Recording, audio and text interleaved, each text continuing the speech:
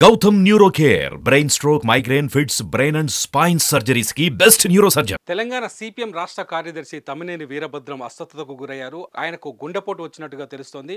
ప్రస్తుతం ఆయన్ని హైదరాబాద్లోని ఒక ప్రైవేట్ ఆసుపత్రికి తరలించి ఆయనకి మెరుగైన వైద్యం అందిస్తున్నట్లుగా సమాచారం అందుతోంది. సంక్రాంతి పండుగ నేపథ్యంలో తమ్మినేని వీరభద్రం తన స్వగ్రామానికి వెళ్లారు. స్వగ్రామంలో ఉండగానే ఆయనకి ఇంట్లోనే గుండెపోటు వచ్చినట్టుగా తెలుస్తోంది. ఆయన అస్వస్థతకు గురి కావడంతోనే స్థానికంగా ఉన్న ఒక ప్రైవేట్ ఆసుపత్రికి తీసుకెళ్లి చికిత్స అందించారు. ఆ తర్వాత ఖమ్మం నుంచి నేరుగా హైదరాబాద్కు తీసుకొచ్చారు కుటుంబ సభ్యులు. ప్రస్తుతం ఆయన హైదరాబాద్లోని ఒక ప్రైవేట్ ఆసుపత్రిలో చికిత్స అందిస్తున్నట్టుగా తెలుస్తోంది. ఆయన ఆరోగ్యానికి సంబంధించిన మరింత సమాచారం తెలియాల్సి ఉంది. అయితే తమ్మినేని వీరభద్రం అంటే గత ఎన్నికల్లో తమ్మినేని వీరభద్రం తెలంగాణ సిపిఎం రాష్ట్ర కార్యదర్శిగా ఉన్నారు, సారథిగా ఉన్నారు. గత ఎన్నికల్లో కాంగ్రెస్ పార్టీతో కమ్యూనిస్టులు పొత్తుకు వెళ్ళిన సందర్భంలో సిపిఐతో కాంగ్రెస్ పార్టీకి పొత్తు ఏర్పడింది. కానీ సిపిఎంతో పొత్తు కుదరలేదు. దీంతో ఒంటరిగానే ఎన్నికల బరిలోకి దిగింది తెలంగాణలో సిపిఎం. ఎన్నికల్లో దాదాపు 7-8 చోట్ల సింగిల్గానే అంటే సిపిఎం ప్రభావిత ప్రాంతాల్లో పోటీ చేసింది.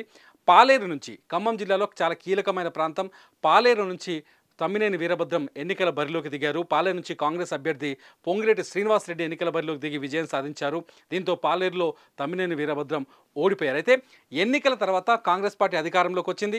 ముఖ్యమంత్రిగా రేవంత్ రెడ్డి ప్రమాణ స్వీకారం చేశారు. ఆ తర్వాత తమ్మినేని వీరభద్రం రేవంత్ రెడ్డిని కలుసుకొని శుభాకాంక్షలు తెలియజేసి కాంగ్రెస్ పార్టీకి మద్దతు ప్రకటించారు. ప్రస్తుతానికి సిపిఎం కూడా కాంగ్రెస్ మిత్రపక్షంలో ఉందని చెప్పాలి. ప్రస్తుతానికి సిపిఎం కూడా కాంగ్రెస్ పార్టీతోనే కలిసి నడుస్తుందని చెప్పాలి. అయితే ఎన్నికల వ్యవహారాలను పక్కన పెడితే తమ్మినేని మాత్రం ఆరోగ్యంగా ఉండాలని ఆయనకి గుండెపోటు వచ్చిందనే విషయం తెలిసి పలువురు రాజకీయ నాయకులు ఆందోళన వ్యక్తం చేశారు. ఆయన వేగంగా కోలుకోవాలని చెప్పేసి ప్రార్థిస్తున్నారు. ప్రస్తుతానికి మాత్రం తమ్మినేని వీరభద్రానికి సంబంధించిన ఆరోగ్య వివరాలు ఇంకా తెలియాల్సి ఉంది.